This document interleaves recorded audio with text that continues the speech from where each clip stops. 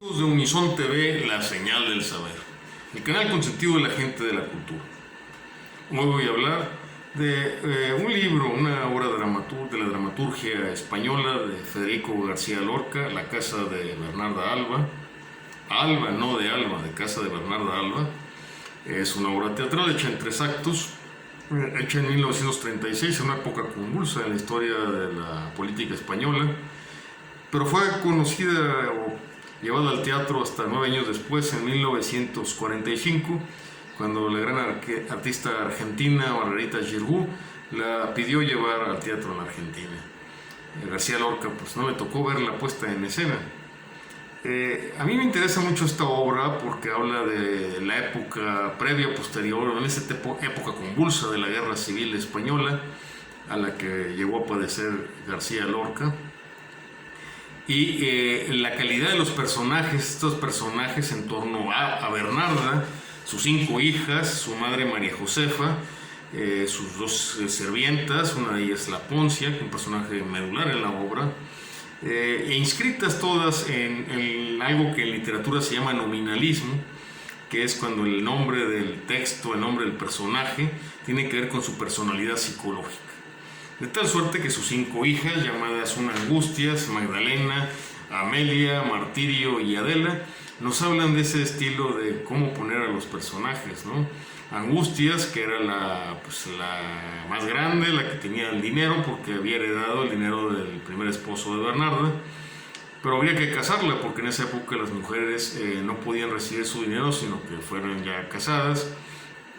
Y bueno, había un hombre por ahí, Pepe el Romano o algo así, y decían casarla con ella, ¿no?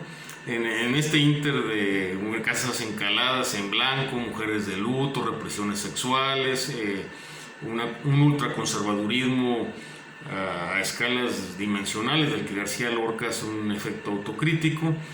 Vemos cómo las hermanas envidiaban a Angustias porque ella era la que se iba a casar con Pepe el Romano, todos los enredos que hay entre este mundo de mujeres, de féminas, y desde luego toda esta grandeza de la obra de García Lorca al entrelazar los refranes, los costumbres, los ritos, el costumbrismo romántico de principios del siglo XX.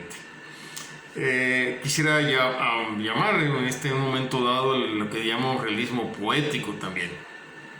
Estas 5 hijas que hacen un gran enredo en la obra de Bernarda Alba, pues vale la pena leerla, o sea, en estos libros, porque ahora se dificulta ir al teatro con este rollo de las pandemias. Esperemos que se reabran los teatros, y yo quisiera leerles un poco del prólogo de esta obra, La casa de Bernarda Alba, que es magnífico. Corría el año de 1836, ¿no? La época en que se hace esta gran obra de la dramaturgia. Desde enero España bullía en efervescencia política, como les comentaba ahorita. El Frente Popular había ganado las elecciones, la República tenía un nuevo parlamento, las cárceles se abrían para los presos políticos.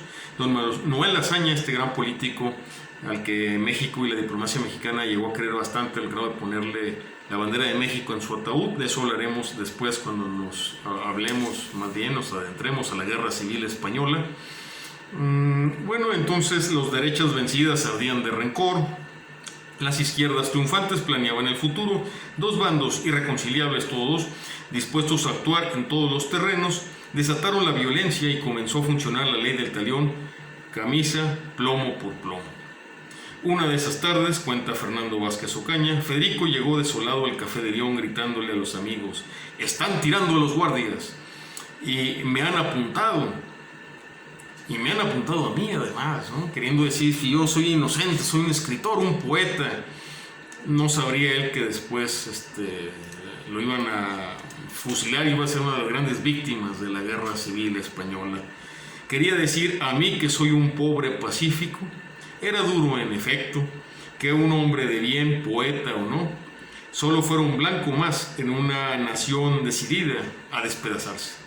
Vale pues la pena leer La casa de Bernarda Alba, estas ediciones teatrales que llegó a ser en algún momento Editores Mexicanos Unidos, para ver que estas guerras, ya sea por pandemias o por guerras civiles entre liberales, conservadores, izquierdas o derechas, siempre han existido. Y lo más importante es que el ser humano debe de aprender a convivir con ellas y a ver cómo finalmente sale, porque no hay mal que dure 100 años, ni tontejo que lo aguante. Muchas gracias, amigos de Canal 8, Unison TV, la señal del saber.